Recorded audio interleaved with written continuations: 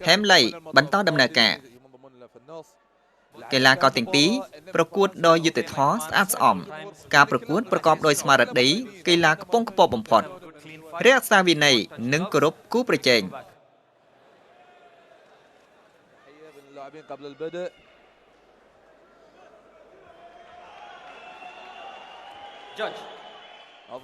កីឡាករទាំងពីរអាចប៉ាសត្រោមដៃឬថយទៅជ្រុងសង្វៀនត្រៀមខ្លួនដើម្បីការចាប់ផ្ដើមអាជ្ញាកណ្ដាលសូមឈរនៅទីតាំងរបស់អ្នកចាប់ផ្ដើមកំណត់ម៉ោងកីឡាករទាំងពីរត្រៀមខ្លួន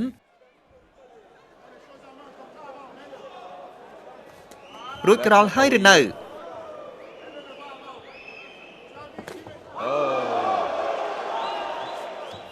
ចាប់ផ្ដើមហើយបន្តមក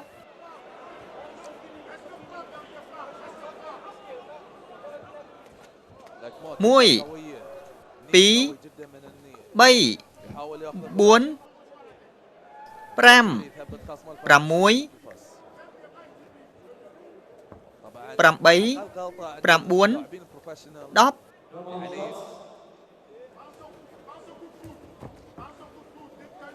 12 13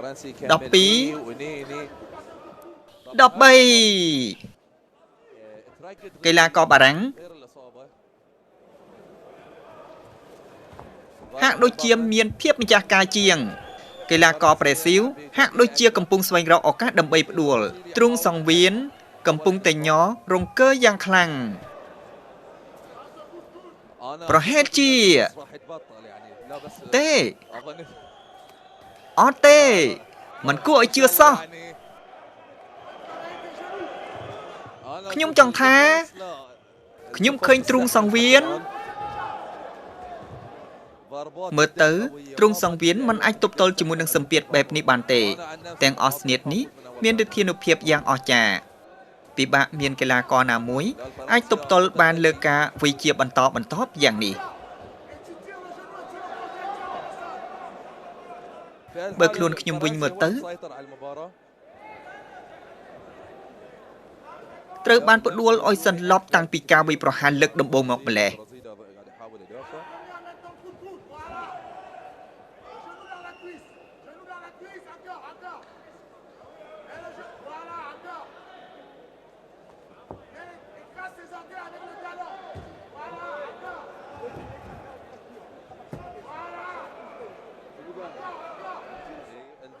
កីឡាករជនជាតិបារាំងរូបនេះបានដោះស្រាយស្ថានភាពយ៉ាងឆ្លាតវៃ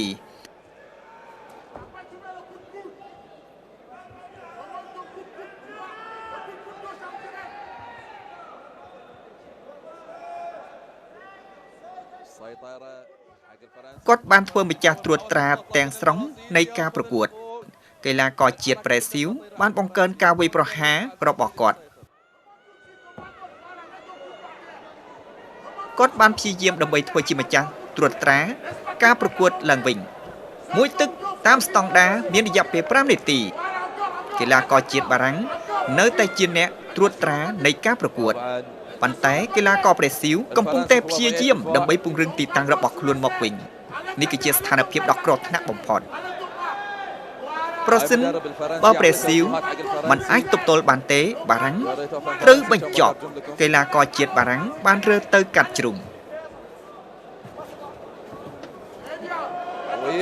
បន្តវ័យដោយកម្លាំងខ្លាំងក្លាជាងទៀត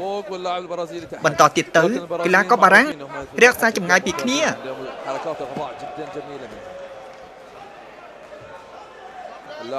កីឡាករជាតិបារាំងបានបដូរទៅជំហរការពារវិញ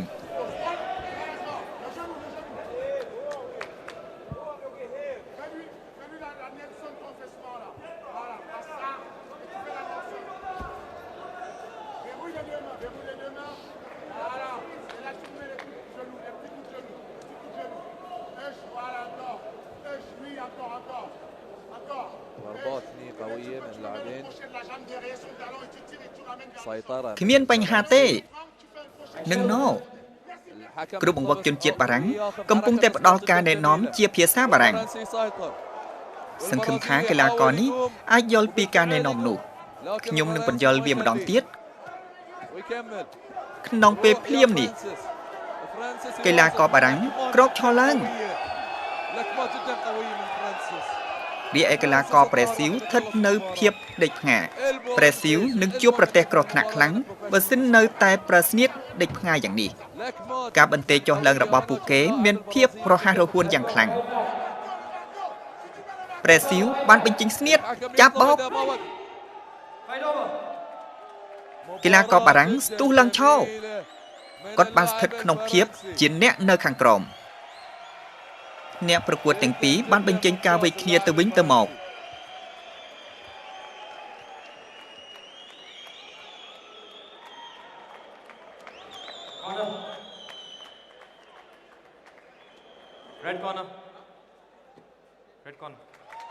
កីឡាករបារាំងបានត្រួតត្រាទាំងស្រុងលើសង្វៀន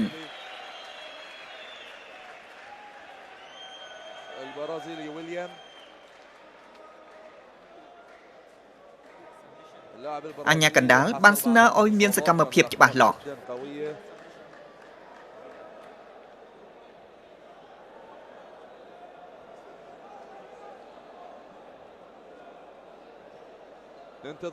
ហើយគាត់បានតបវិញភ្លាម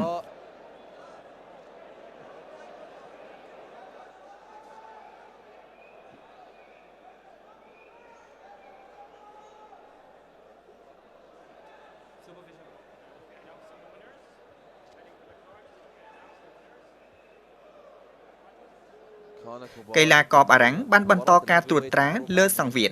ប្រេស៊ីលកំពុងខំក្រោកឈរឡើងវិញគាត់បានក្រោកឈរឡើងប៉ុន្តែត្រូវបានបង្ខំសារជាថ្មីបន្តទៀតទៅហ្វ្រាំងស៊ីកីឡាករបារាំងពិតជាខ្លាំងណាស់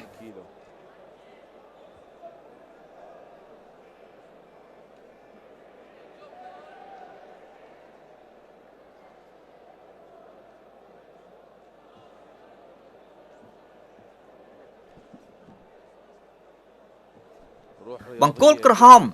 ប្រេស៊ីលត្រូវរងរបួសយ៉ាងធ្ងន់ធ្ងររងចាំការសម្រេចជាផ្លូវការពីអាជ្ញាកណ្ដាល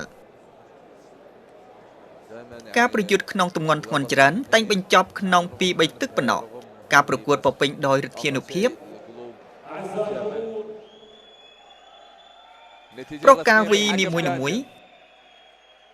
មានទម្ងន់ខ្លាំងណាស់ហើយរូបរាងកីឡាករនេះក៏មានភាពរឹងមាំដ៏អស្ចារ្យនេះគឺជាស្មារតីកីឡាដ៏ថ្លៃថ្នូរនៅទីបំផុតគឺជាឫទ្ធានុភាពនិងជាបេះដូង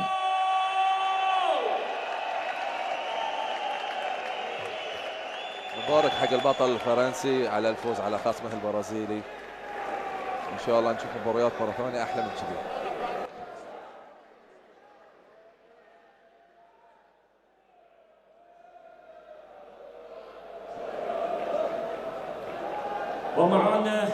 ការសម្រេចចិត្តជាផ្លូវការឈ្នះដោយ TKO បង្គោលខៀវ4នាទី46វិនាទីក្នុងទឹកទី1 Francis Ngannou សូមអបអរសាទរដល់កីឡាករបារាំងជាមួយនឹងសេចក្តីថ្លែងការណ៍ដ៏ខ្លីសូមអរគុណកីឡាករប្រេស៊ីលនិងទស្សនិកជនទាំងឡាយខ្ញុំមានរឿងមួយទៀតដែលចង់និយាយខាងបង្គោលខៀវបានបង្ហាញឲ្យឃើញល្អណាស់ថ្ងៃនេះសូមអរគុណកីឡាករបង្គោលខៀវសូមគ្រប់លាអ្នកទាំងអស់គ្នាសូមអរគុណ The blue corner do a perfect job today. Made all the other body where they fight for the blue corner. I say thank you for them and I salute all of them. Thank you.